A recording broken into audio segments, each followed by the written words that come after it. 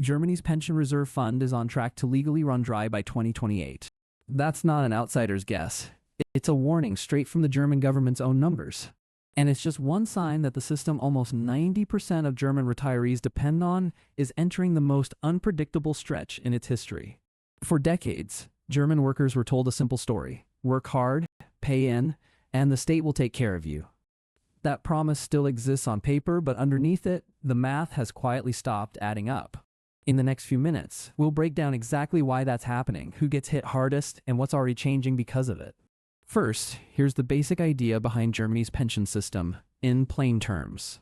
It's called a pay-as-you-go system, which means today's workers aren't saving their own pension in a personal account somewhere. Instead, the money coming out of their paychecks right now is paying for today's retirees immediately, with almost nothing set aside for later. This system was built in 1957 under Konrad Adenauer, and it was called the generational contract. It worked brilliantly when there were many workers for every retiree. But that ratio is exactly what's falling apart today. As of 2025, the government estimates there are only about 1.89 contributors for every pensioner in the system. Compare that to the years right after the war, when that ratio was far higher, and the strain becomes obvious. There is a reserve fund meant to act as a cash cushion for the whole system, and at the end of 2024 it held about 4 billion euros.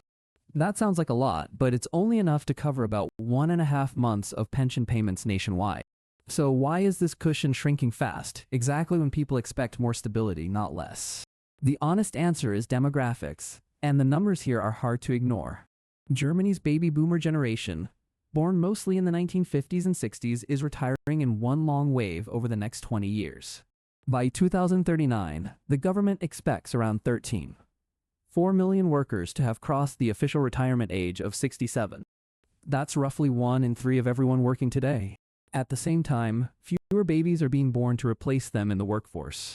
Germany's working age population is projected to shrink by 23% between now and 2064, according to the OECD, a group that tracks and compares economies across wealthy countries. That's a steeper drop than almost any other developed country the OECD tracks. Even with steady immigration, the European Commission, the EU's main governing body, expects the working age population to fall from 49 million in 2025 to 45 million by just 2035. Migration helps slow the decline, but on its own, it cannot undo it. And this isn't a distant problem for the year 2070, it's already reshaping the economy right now. The Bundesbank, Germany's central bank, says an aging population has already cut yearly economic growth by roughly 0.4 of a percentage point over the last decade. And that drag is expected to almost double in the years ahead. Fewer young workers doesn't just mean fewer contributors, it can also mean slower growth for the whole country. That's the quiet engine behind almost every uncomfortable pension number you're about to hear. So the question isn't whether this pressure is real, it's how the system responds to it. Here's where it gets personal, because that pressure shows up directly in your paycheck. The contribution rate is the percentage taken from wages to fund the pension system, split between employees and employers. It's been sitting at 6% since 2018, which actually sounds stable. But the government's own projections show it climbing to near 20% by the end of this decade. And by 2039, official forecasts put it above 21%. Some independent economists think that's optimistic.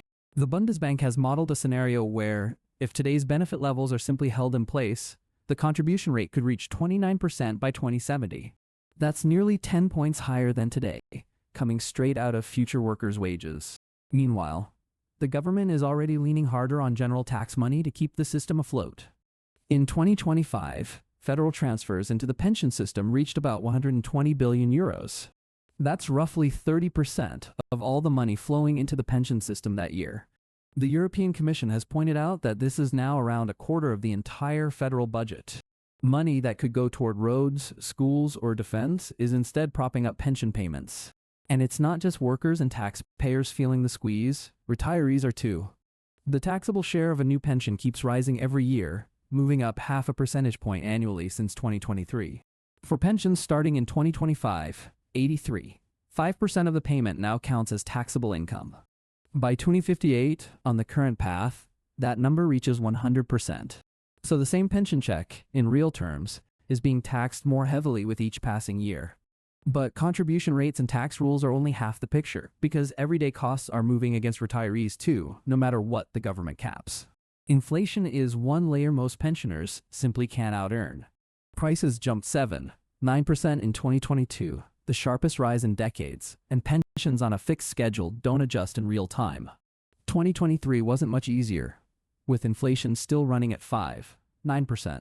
By 2024, it cooled to 2%, still above the level most economists consider healthy.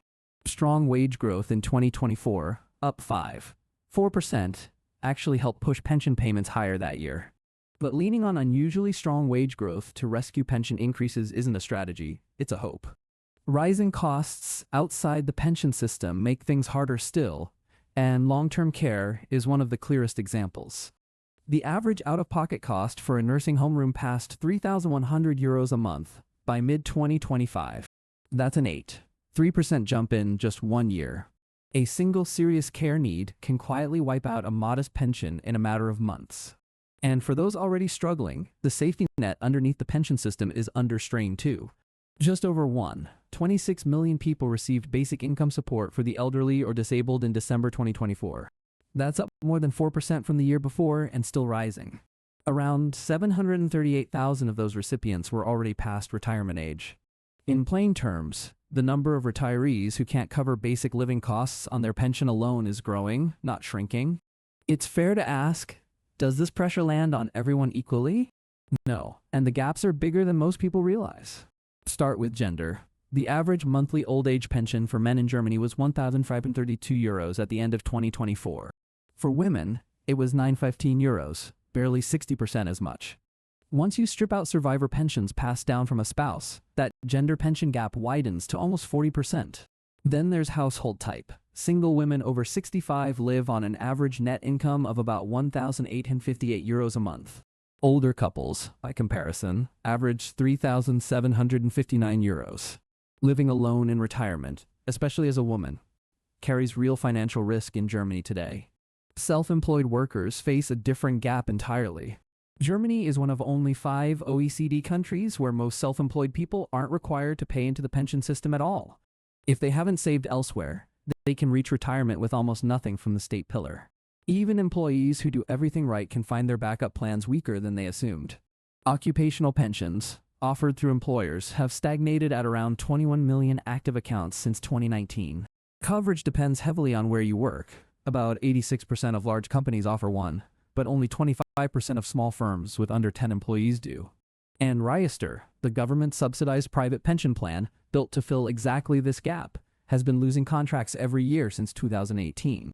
It peaked at over 16.6 million contracts in 2017 and has fallen below 14.7 million by 2025. It's worth asking, how does Germany actually compare to other countries facing the same challenge? Not as well as many people assume. The OECD estimates Germany's future replacement rate, meaning how much of your working income your pension actually replaces, at just 53% for an average earner. The Netherlands sits at 96%, Denmark above 77%, even the OECD average is over 63%. Germany isn't just behind the leaders, it's sitting below the middle of the pack.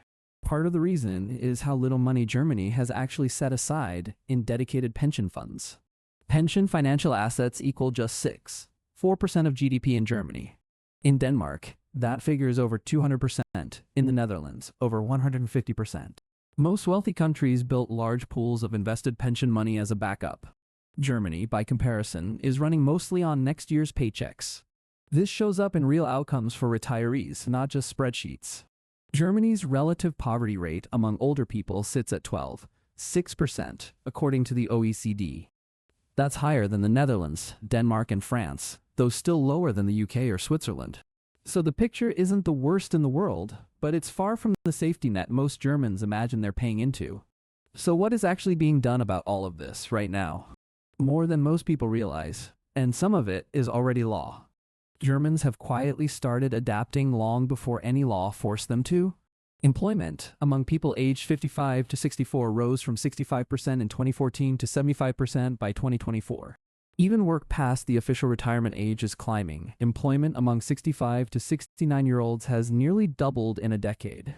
About 800,000 people over 65 were mainly living off their own job earnings by 2025.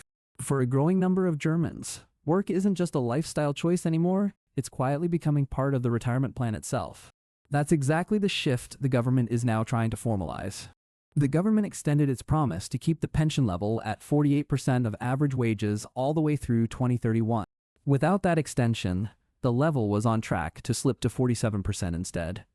For someone with a €1,500 monthly pension in 2031, that promise is worth about 35 extra euros a month. But someone still has to pay for that promise, and this time it's mostly taxpayers, not just today's workers. The federal government has committed to reimbursing the pension system directly, with transfers reaching about 11 billion euros by 2031 alone. A new tax break called the active rent is also being introduced, letting people who keep working past retirement age earn up to 2,000 a month tax-free starting in 2026. It's designed to nudge more people into staying in the workforce a little longer voluntarily. There's even a plan aimed at children. The Frühstart-Rente would put 10 euros a month into a retirement savings account for every child aged 6 to 18. It's a small amount, but it signals something bigger, that policymakers no longer trust the state pension alone to carry future generations.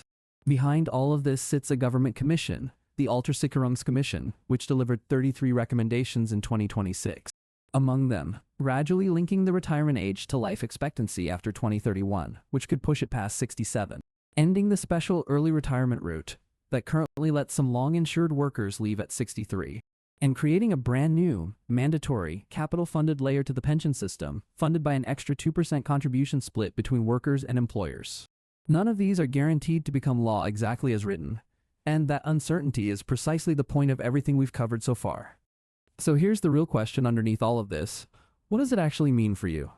If you're decades from retirement, the honest takeaway is that the state pension alone will probably not fully replace your working income, so building a second and third layer of savings matters more than ever. If you're closer to retirement, it's worth actually checking what you're on track to receive, instead of assuming the number will match your expectations. If you're already retired, watching how these reforms unfold over the next few years, especially around the 2031 stop line, will tell you a lot about your own payments going forward. None of this means the system is collapsing tomorrow. That's not what the data shows. What it does show is a system under more pressure and more political change than at almost any point since the 1950s. Understanding that pressure early is the single biggest advantage any German worker or retiree has right now. There's one more number we haven't touched on yet, and it may matter more to your future than anything else in this video. It's the number that decides whether the promises being made today can actually survive contact with the economy of the 2030s. We're covering that, along with what real German households are already doing to prepare, in the next video on this channel. If this breakdown helped you understand where things actually stand, that next video will take you the rest of the way there.